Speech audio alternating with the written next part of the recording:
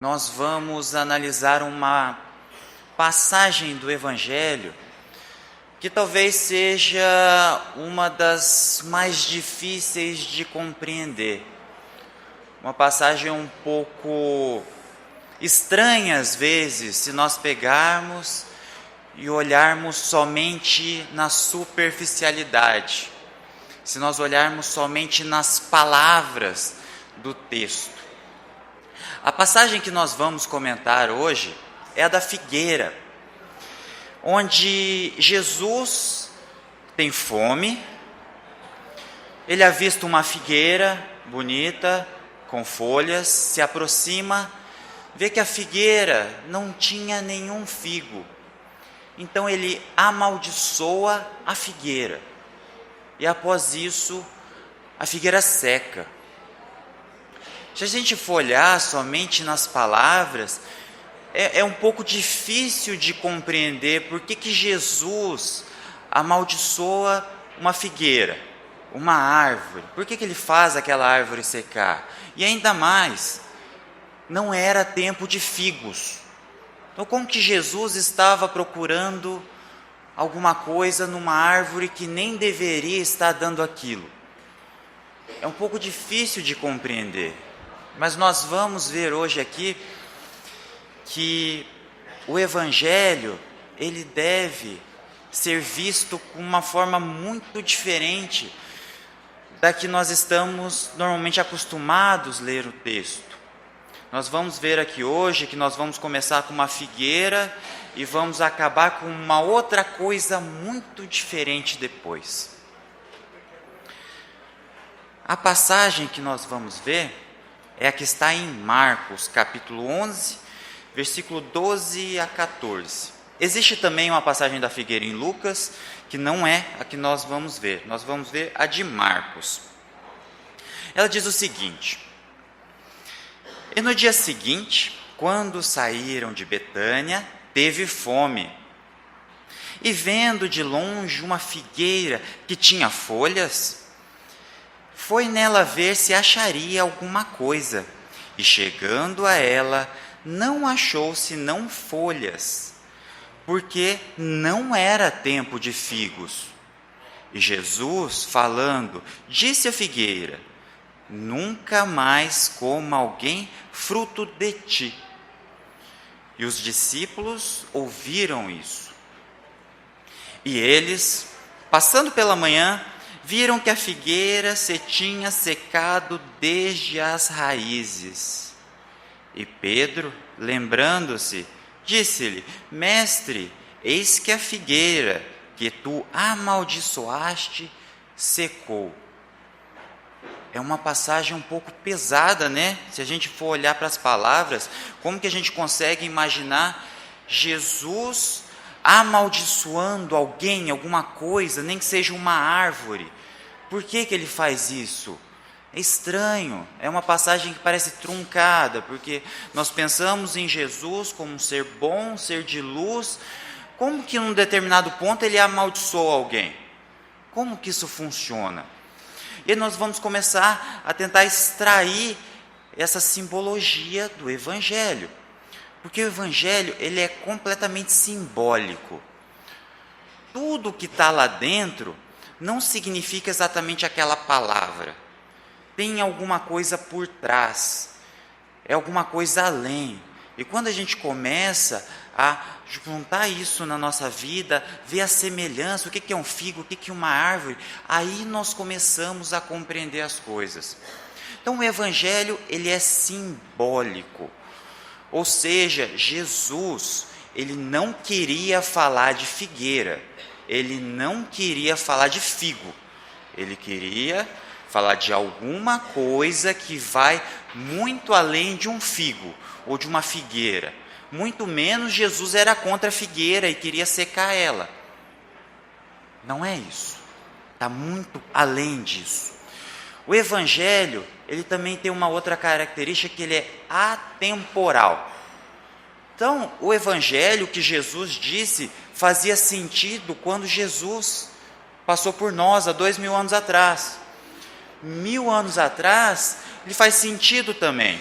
2.000 anos atrás, 2.000 anos depois, agora onde nós estamos, ele ainda faz sentido e vai continuar fazendo sentido. Ele é atemporal, ele tem coisas nele que faz sentido independente se nós estivermos lá atrás ou se nós estivermos agora.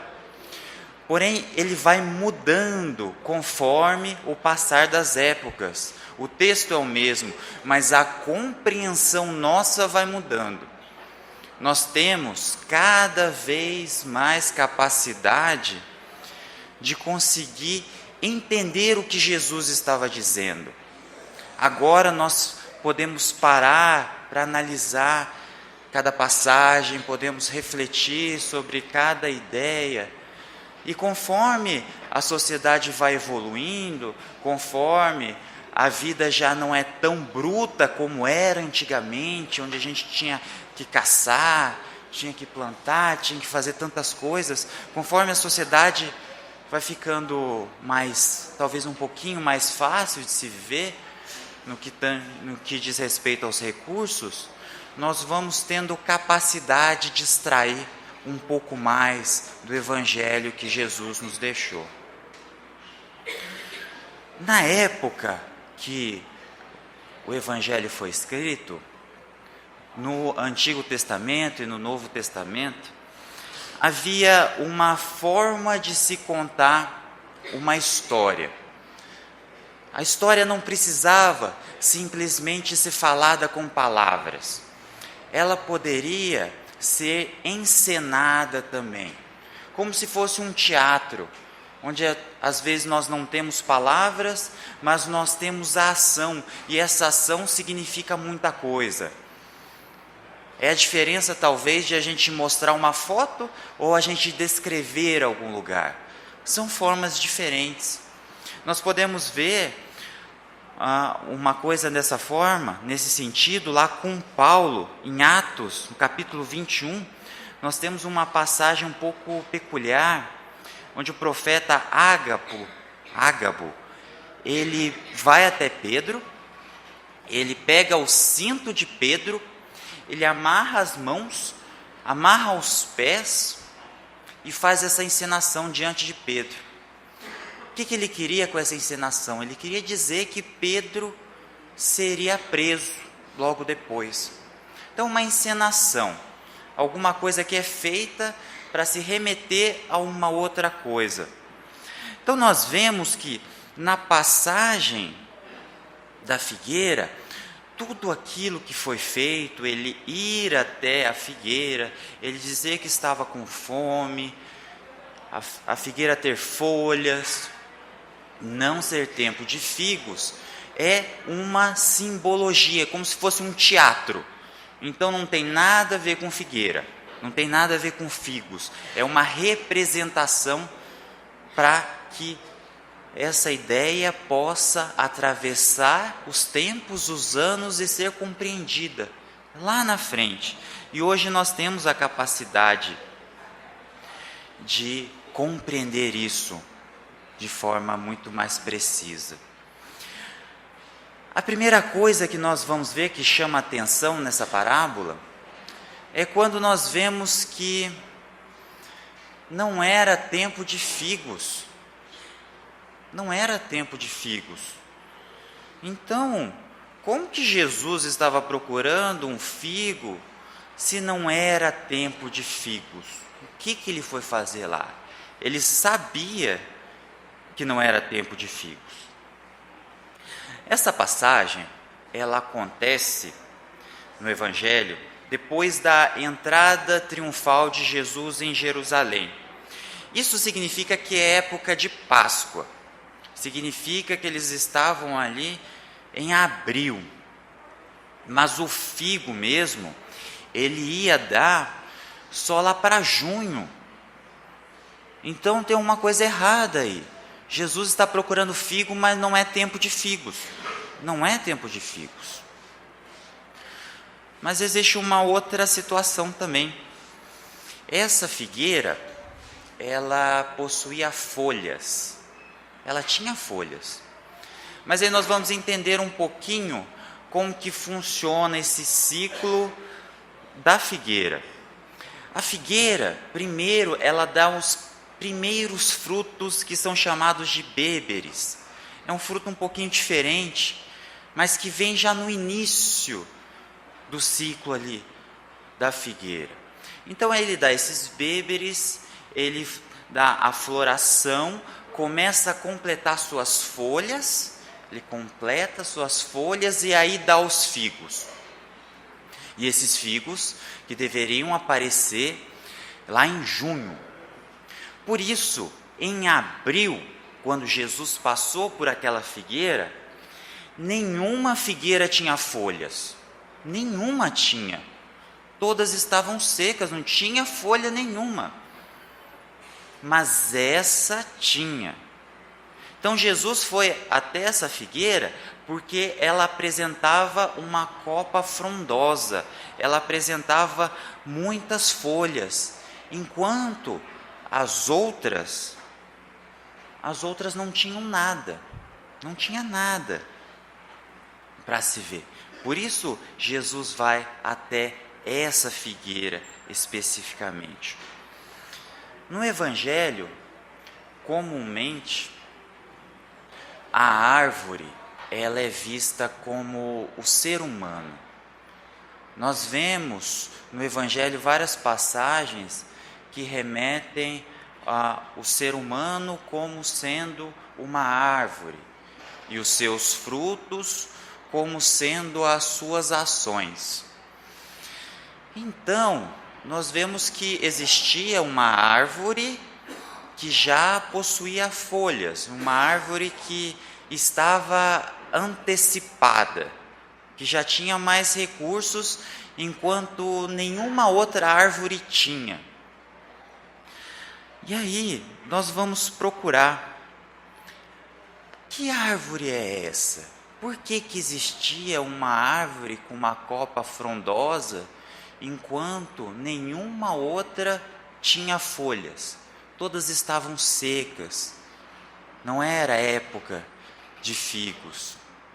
E nós veremos que Jesus se refere aos hebreus. Os hebreus que já tinham um conhecimento de Deus, já acreditavam em Deus, já tinham os mandamentos, já tinham a lei de Deus, eles tinham fé, muita fé, era o único povo que tinha esse conhecimento. Então é realmente como se fosse uma árvore frondosa, enquanto todas as outras em volta ainda carecem de conhecimento, ainda carecem de recursos. Por isso Jesus vai até essa.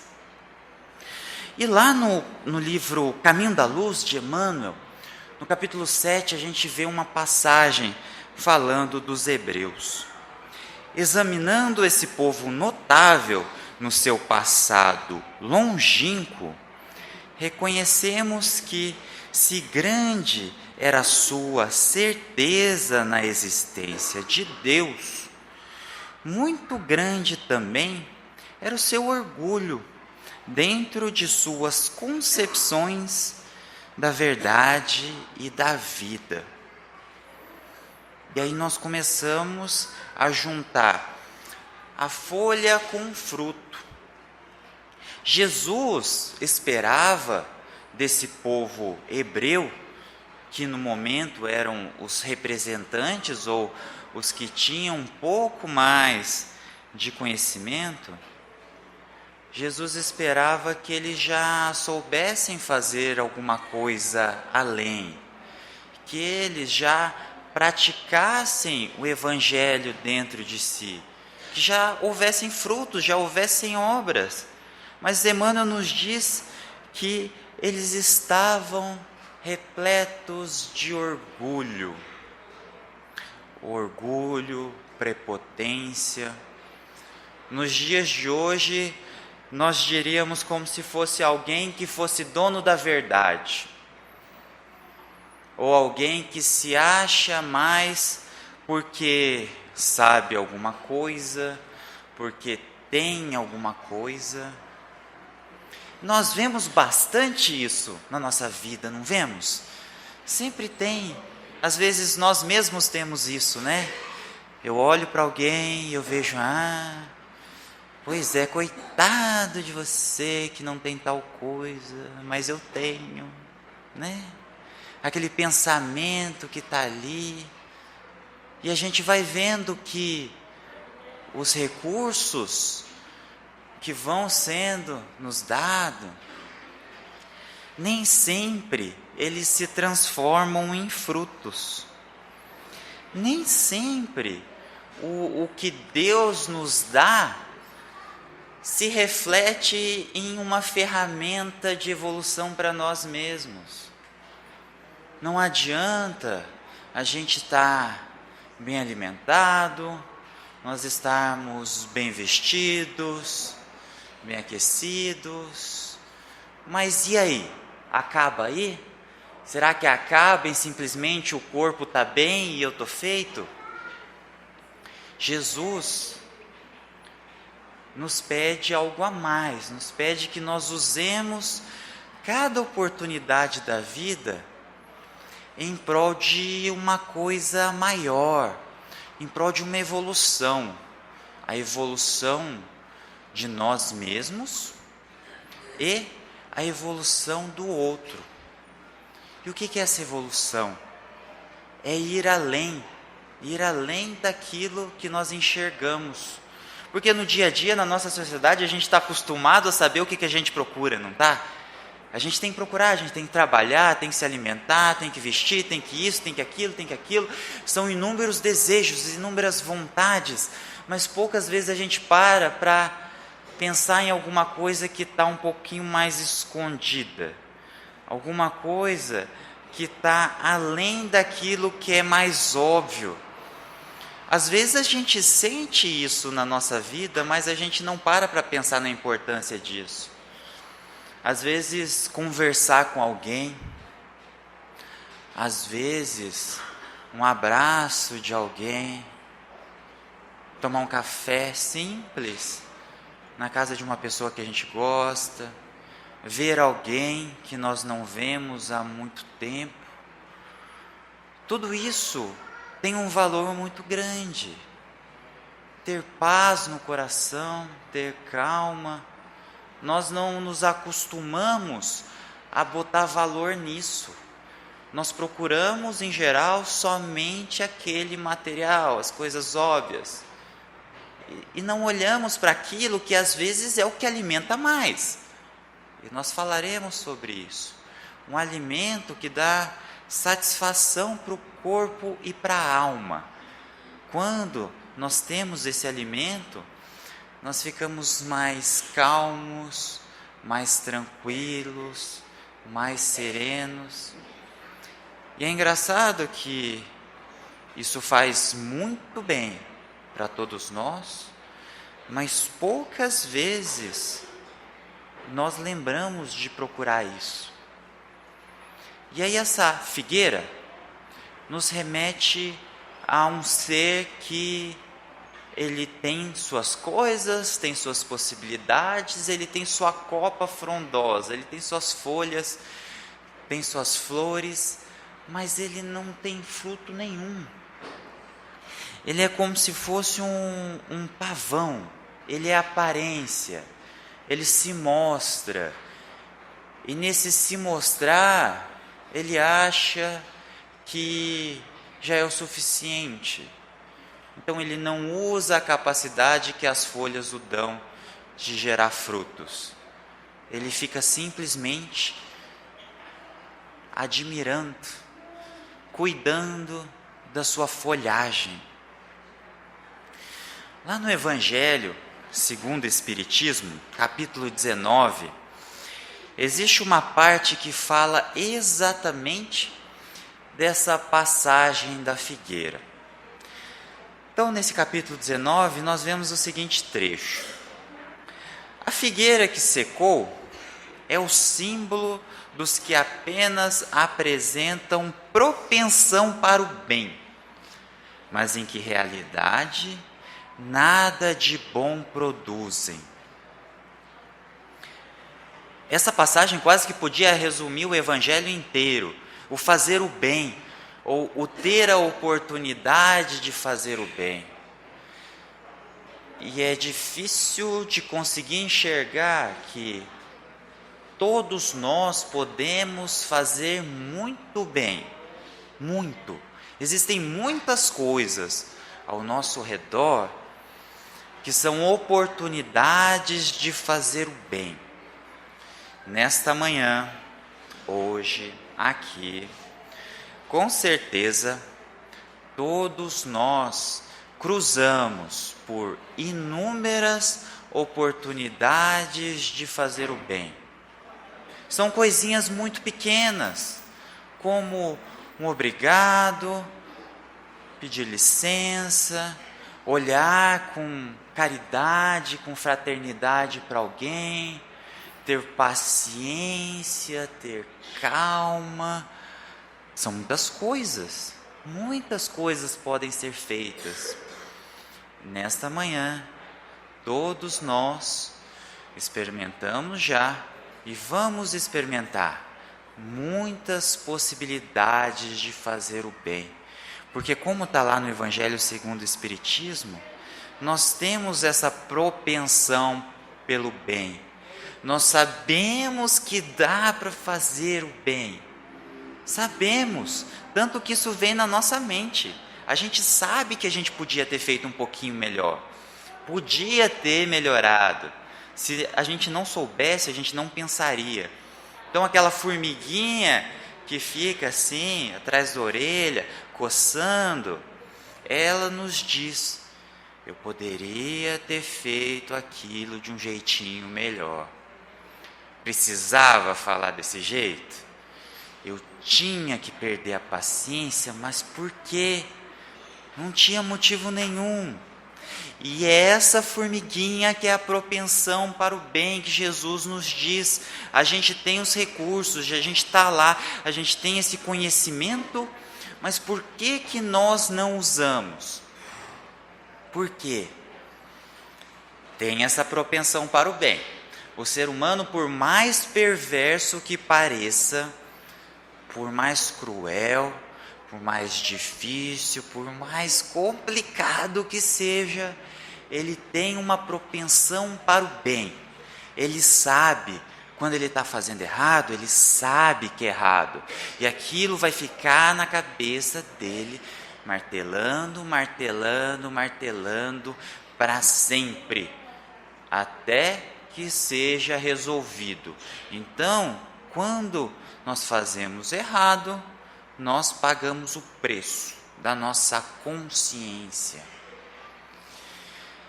Lá no Evangelho segundo o Espiritismo também nós vemos a frase: simboliza também todos aqueles que, tendo meios de ser úteis, não o são. Então, além de fazer o bem, nós podemos ser úteis. E muitas vezes isso é quase a mesma coisa. Mas nós podemos refletir de uma forma diferente em ser útil. Principalmente se a gente pensar no contrário, do não ser útil. Então, diante de uma situação, nós podemos pensar: qual que é a ação útil que eu posso fazer? Eu posso ajudar, né? Eu posso ir lá, né, dar um copo de água para aquela pessoa, de repente ajudar ela a carregar alguma coisa, ou eu posso fingir que eu não vi, né? Dá também.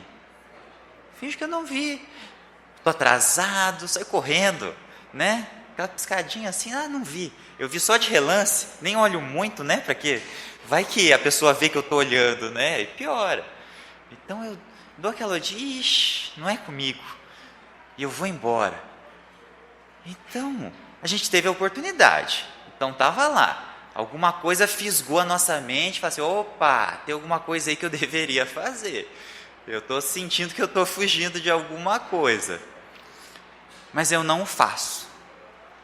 Então, aquele que tem meios de fazer o bem não o faz. Então, tem a chance para todo mundo.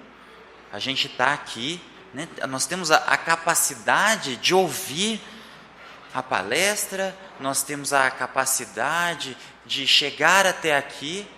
Tudo isso são recursos que podem ser usados. Nós temos um corpo, nós temos a habilidade da fala, de escutar, de ler. São muitas as oportunidades. E o que a gente faz com isso? Um outro ponto que essa passagem da figueira nos remete é que Jesus teve fome. Jesus estava com fome. Mas será que ele tinha fome mesmo, querer tomar café? Será que era isso?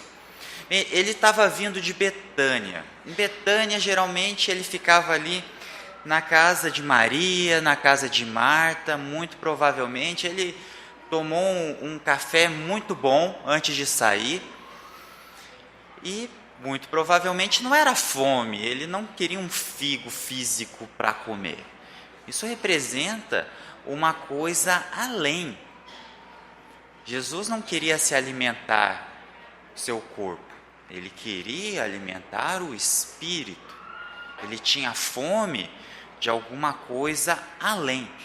Ele tinha fome desse figo no sentido que nós estamos conversando aqui, e não no sentido da fruta em si. Onde nós podemos ver qual que era a fome de Jesus? Lá em João, no Evangelho de João, no capítulo 4, versículo 32, os discípulos estão pedindo para Jesus comer alguma coisa, ele não tinha comido nada. Eles falam: come, Jesus, come alguma coisa. Ele diz: uma comida tenho para comer, que vós não conheceis. Então, Jesus tem um alimento lá, um alimento tão especial e que satisfaz tanto, que os discípulos que estavam ali estavam comendo pão, estavam comendo tudo que tinha na frente, as frutas, os figos, e eles não paravam para perceber que tinha um outro alimento ali. Tinha alguma coisa além dos pratos, daquele pão, e que Jesus se alimentava disso. Consegue perceber a diferença? Um outro alimento. Então, nós temos quase que uma história paralela. Jesus vivendo de uma forma, tentando ensinar para os discípulos como viver de uma outra forma, como enxergar alguma coisa.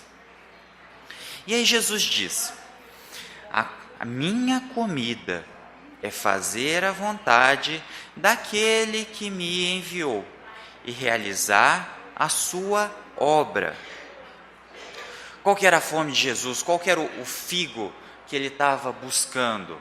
O figo dele era realizar a vontade de Deus, realizar a obra que ele vinha fazer.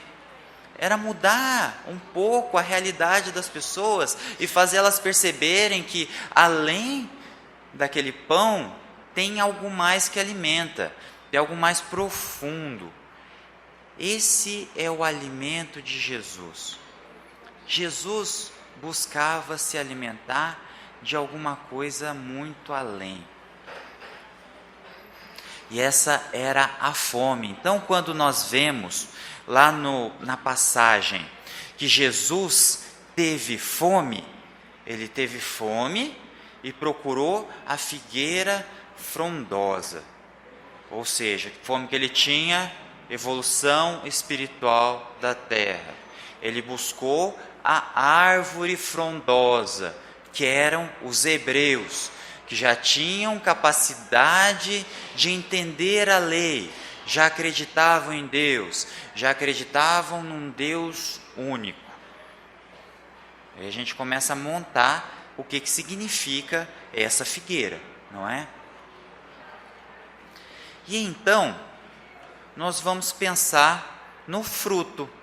Então, a árvore frondosa, que tem todas aquelas folhas, essas folhas dão a capacidade para a árvore de gerar frutos. E quais são esses frutos? Se nós formos lá no livro Fonte Viva, nós vemos Emmanuel analisando no capítulo 18 a passagem onde Jesus disse: nem só de pão vive o homem. Essa passagem, ela é fundamental e ela tem muito a ver com essa diferença entre figo, fruta, e o figo, o que Jesus vem buscar. Então, nessa nem só de pão vive o homem, o nem só é o outro figo, o pão é o figo em si. Jesus nos diz que tem alguma coisa além, alguma coisa a mais que nós não estamos conseguindo enxergar. Emmanuel nos diz, não só aspecto agradável, mas igualmente utilidade viva. O aspecto agradável, eu estar aqui, eu estar bem vestido, passar um perfuminho, né? Estar bem alimentado, estou bem. Se olhar para mim, olha, estou tranquilo. Tá, mas e daí? E aí? O que você faz com isso? O que a gente vai fazer com esse corpo saudável, bem vestido, alimentado? Precisa fazer alguma coisa, não precisa? Se pede alguma coisa a mais daí. Necessário olhar para as oportunidades que nós temos. Ele também fala, não só teoria excelente, mas também prática santificante.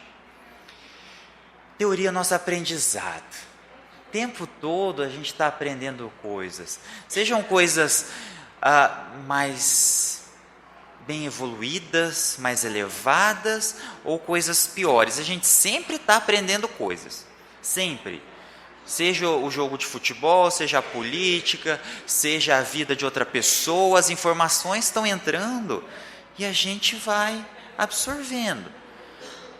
E aí, quem tem um pouquinho mais de consciência, talvez, quem está um pouquinho mais compromissado em chegar além de alguma forma, está preocupado com a teoria excelente. Teoria excelente é a gente parar e abrir um livro edificante, é ler o Evangelho, é participar de uma reunião pública, de um estudo, é ter conhecimento saudável, conhecimento que ajuda a gente, seja conhecimento de como trabalhar em alguma profissão, como cozinhar, não importa, conhecimento bom. Só que, se nós pegarmos esse conhecimento e guardamos na gaveta, bem, aí não serve para nada. Alguém que cozinha muito bem, se ele não cozinha nem um arroz com feijão, não adianta saber cozinhar. Não serve. O conhecimento adquirido sem a prática, ele é vazio. Ele é completamente vazio. Ele não serve. Não serve. Então, sempre que a gente se deparar com um conhecimento bom, conhecimento elevado, nós temos que usar ele, de verdade. Pôr em prática. Às vezes nós esperamos, eu tenho que aprender tudo para começar a fazer alguma coisa. Não precisa. É aprender, praticar.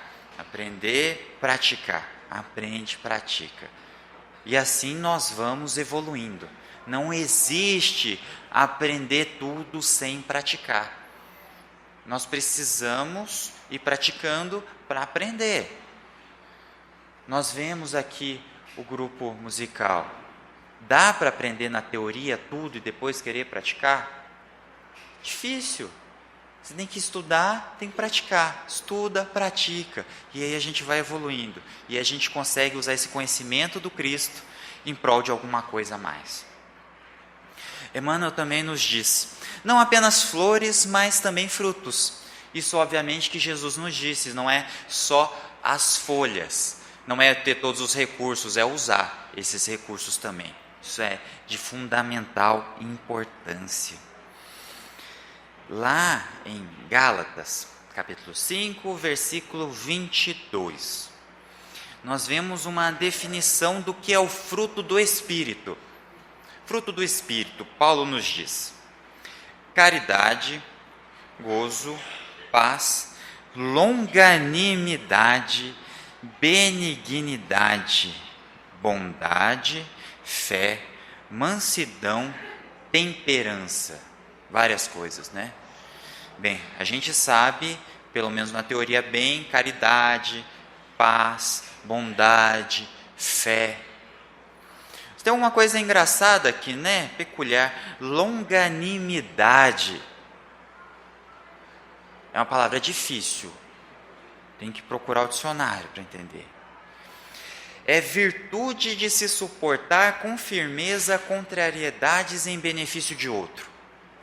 Nossa, benefício de outro, mas suportar contrariedades, ou seja, se esforçar por alguma coisa em benefício de alguém, não no meu. Esse é um dos frutos do Espírito. Eu fazer alguma coisa por alguém, sem esperar algum retorno daquilo. Então eu faço, eu me esforço, eu vou a contrariedades, né? Eu estou atrasado para ir para algum lugar e eu paro para ajudar alguém. Eu estou lá me remoendo, ai meu Deus, vão brigar comigo se eu chegar atrasado, eu não vou conseguir entrar. Mas eu vou parar, eu vou fazer esse esforço para ajudar alguém, em detrimento de mim mesmo. A gente vê benignidade. É a qualidade de quem é benigno. Qualidade de quem é benigno. Para nós entendermos isso, a gente pode olhar o contrário. Quem não é benigno é maligno. Então, um dos frutos do Espírito é fazer o bem. Então, por onde nós passamos, nós podemos ir para um lado ou podemos ir para o outro. Eu escolho fazer uma coisa boa ou uma coisa má. O fruto do Espírito é cada vez que nós escolhemos fazer a coisa boa, fazer a coisa mais elevada. E, por fim, temperança. Temperança é ser moderado, ser comedido, saber fazer as coisas na hora certa, não se exaltar. É muito fácil ficar nervoso, não é? Acontece alguma coisa, esbravejar, gritar. É fácil, porque a gente vem dos animais, a gente tem os instintos dos animais. Olha um cachorro, quando for ameaçado, ele vai brigar. É óbvio, é óbvio. O DNA dele tem isso. Ele é feito para brigar. E nós, quando acontecer alguma coisa ruim, nós vamos brigar, esbravejar, chutar tudo, ficar nervoso. Isso é o mais fácil. Isso não é nenhum fruto do Espírito. Isso é um efeito da carne. E quando nós começamos a evoluir um pouquinho mais, nós começamos a ver que existe alguma coisa que nós podemos fazer. Existe uma possibilidade aí de não se parecer com um animal feroz. Por isso nós estamos aqui. Por isso que o ser humano tem tantas possibilidades, porque ele tem a capacidade de evoluir. Imagina um cachorro que morde alguém, e ainda as pessoas ficam bravas com o coitado do cachorro, mas um cachorro, ele não tem a capacidade de discernir se ele deveria morder alguém ou não. Ele é racional, ele segue os instintos. Ele tinha que fazer aquilo, ele ia morder alguém, óbvio que ia, ele é um cachorro, mas nós não somos. Nós temos a capacidade de parar e falar assim, olha, pois é, se eu brigar com isso, eu vou ter um problema, eu vou ficar pensando nesse erro que eu fiz o tempo, de novo, isso vai se acumulando. Imagina, tomar uma água. Não tem nada demais, né? Ignorar alguém, um xingo de alguém, tá tranquilo, não tem problema. Vamos imaginar um copo d'água, não é? Tá, eu ignorei aquilo, tá. É como se eu estivesse segurando um copo d'água. Mas fica segurando ele muito tempo. Aí eu faço uma outra coisa, aí eu tenho que segurar 2 copos. Aí eu faço outra, 3, 4, 5, daqui a pouco eu não me aguento mais de fazer coisa errada. Porque aquilo vai somando. Eu só vou criando problemas para mim. Cada vez fica mais difícil, cada vez fica mais pesado.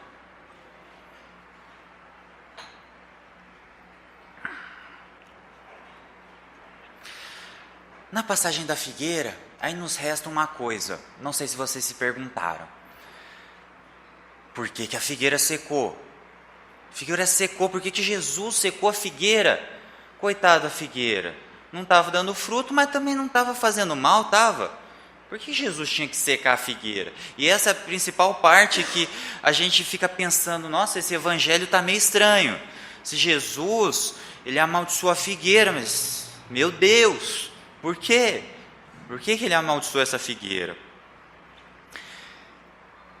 Jesus, apesar das palavras, ele não seca a figueira. A representação, como nós falamos, como se fosse um teatro, a figueira seca, mas por si só. A figueira seca porque ela não deu os frutos e ela havia de secar. Ela recebeu todas aquelas folhas, ela recebeu todas essas oportunidades e não utilizou. Por isso ela seca. O secar é a própria consciência do ser humano. Nós somos feitos de forma que, se nós não aproveitarmos a nossa oportunidade, nós vamos ficar remoendo aquilo. Nós próprios vamos começar a secar.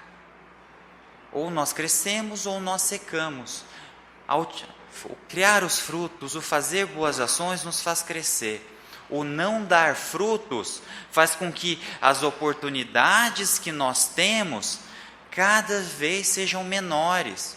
E aí eu vou tendo menos recurso e eu vou tendo que lidar com menos coisas e criar frutos menores, já que eu não aproveitei toda a oportunidade que eu tive antes. É como alguma coisa que acontece na nossa vida e a gente não aprende. Já viu isso? Acontece alguma coisa, a gente esbraveja, fica nervoso e tal, tenta resolver e tal, vai, resolve, mas não aprendeu ainda. Aí acontece de novo, né? Às vezes a doença faz esse papel. Uma vida tão agitada, tão preocupada com tudo, o corpo não está mais aguentando, fica doente. Fica doente, vai, fica de cama e tal. Recupera, volta à vida que tinha de novo. Próxima doença é um pouquinho pior. Aí vai, passa. Não aprende, piora um pouquinho, né? Até a gente conseguir abrir o olho. A dor, muitas vezes, é a principal ferramenta que Deus usa para fazer com que a gente, presta atenção. Então essa figueira seca, não porque Jesus a secou, mas ela seca em si. Ela seca pela vergonha de não ter produzido frutos, por não ter feito o papel de figueira. Naquele momento, pensando nos hebreus, aqueles que tinham a oportunidade de fazer e não fizeram. E trazendo para a nossa vida a chance que nós temos de conseguir fazer alguma coisa diferente. Então, como nós devemos viver? Nós devemos ser pessoas pacientes, ser pessoas de boa vontade, pessoas humildes, caridosas, tranquilas. E como diz lá na oração de São Francisco, para a gente fechar: ó Mestre, fazei com que eu procure mais consolar que ser consolado, compreender que ser compreendido, amar que ser amado, pois é dando que se recebe, é perdoando que se é perdoado e é morrendo que se vive para a vida eterna. Todos nós temos capacidade de fazer pelo menos um pouquinho de cada uma dessas coisas.